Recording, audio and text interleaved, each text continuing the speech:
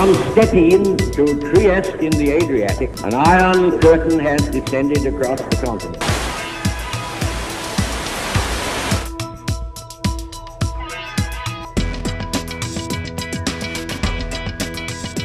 Without being told, residents and visitors alike can easily travel through Fulton and not realize the Stinson Creek Trail exists.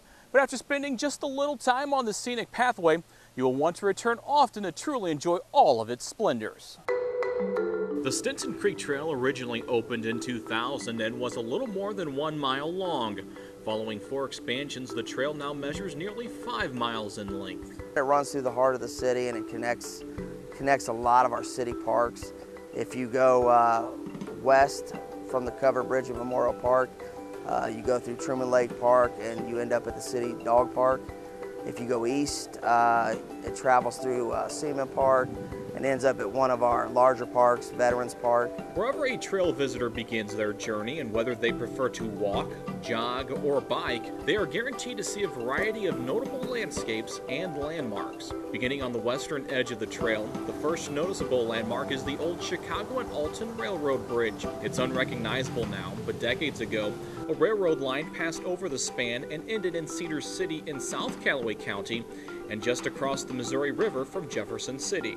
After crossing the bridge, the trail winds down along the creek line before rising in elevation again at Westminster College. At this location, visitors can see the backside of historic Westminster Gymnasium. Here in 1946, former British Prime Minister Winston Churchill gave his famous Iron Curtain speech about an imaginary line dividing democratic Western Europe from communist Eastern Europe and in effect starting the Cold War.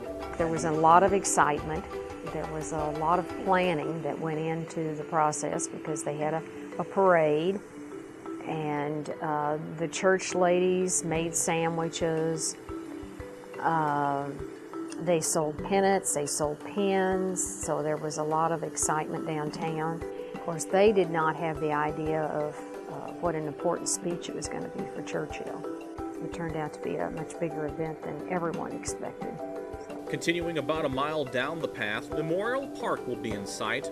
In 2013, the park underwent a major transformation to make the site more appealing to Fulton residents and visitors. We felt like it was being underutilized, so we thought it would be nice to have more of a multi-purpose park in the heart of the city. So we set about, we built a gazebo, a shelter, a playground, and a splash pad. Perhaps the most interesting site along the trail is just east of the Bluff Street Bridge that crosses Stinson Creek, an area known as Lover's Leap. It features an outcrop of limestone that is more than 50 feet tall. At one time, the county courthouse and city hall were visible from this location. Next, the trail takes you through the grounds of the Fulton State Hospital and its old farm, where barns from its agricultural days still stand. At one time, the farm produced its own fruit, grains, meat, and dairy products for the patients. Fulton State Hospital is the oldest such facility west of the Mississippi River and is preparing for a major renovation. Heading north at the intersection of Wood Street and 8th Street, the trail forks, giving visitors 2 options. You can either go east along 8th Street and take the lake all the way to the end of Morningside Park, or continue north where you will pass Veterans Park and Fulton Country Club, ending at the intersection of Wood Street and Routes Z. In 2014, the city dedicated the Stinson Creek Trail historical markers, which highlights some of the city's historic landmarks that can be viewed from the trail. Such landmarks include Westminster Gym, the Hockaday House, where former President of the Confederacy Jefferson Davis stayed the night before giving a speech in Fulton in 1876, and Veterans Park, which was once a civilian conservation corps camp during the Great Depression of the 1930s. It's one way to educate the public about some of the historical aspects of the community. I think you have a little bit younger generation out there walking on the trail. It touches a younger group of people that don't normally think about their history. While the signs take a look at the past, they also include some modern technology features. Quick response or QR codes are found on each sign. Anyone can use their mobile device to scan the code, which will go to a mobile website with more detailed information on the landmark. This allows for new information to be added at any time.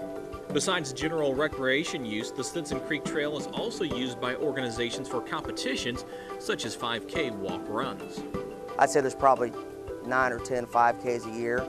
And I think they like the trail because it's safe, it's off the public streets, and they can kind of control the race better. So whether a person is looking to learn about the city's history, get in some exercise, or explore nature's many wonders, the Stinson Creek Trail is a great place to stimulate the mind, body, and soul. Once you know,